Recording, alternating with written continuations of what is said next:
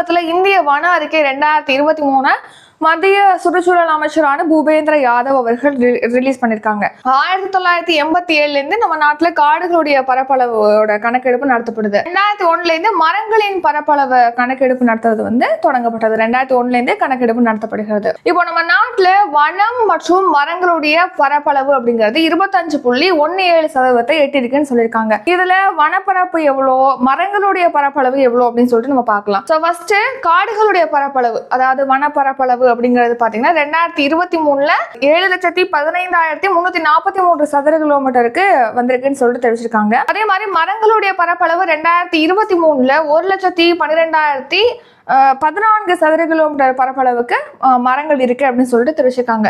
So மொத்தமா வனப்பரப்பு மற்றும் மரங்களுடைய பரப்பு அப்படிங்கிறது மொத்தமா எவ்வளவா இருக்கு அப்படின்னா 8,27,357 சதுர கிலோமீட்டரா இருக்கு. இதையும் நம்ம ஆட் பண்ணோம் அப்படின்னா மொத்த ஒருங்கிணைந்த பரப்பளவு நமக்கு கிடைச்சிடும். ஸோ அப்போ 8,27,357 சதுர கிலோமீட்டருக்கு வனம் மற்றும் மரங்களுடைய பரப்பளவு இருக்கு. ஸோ இதுதான் 25.17% இருக்குன்னு சொல்லிட்டு தெரிவிச்சிருக்காங்க. வனப்பரப்பு நம்ம நாட்டில் மொத்த புவி பரப்பளவுல 25.17% வனங்கள் மற்றும் மரங்களுடைய பரப்பளவு இருக்கு அப்படின்னு சொல்லிட்டு தெரிவிச்சிருக்காங்க. ஆனா நம்ம எவ்வளவு ரீச் பண்ணணும் அப்படின்னா 33% ரீச் பண்ணணும்.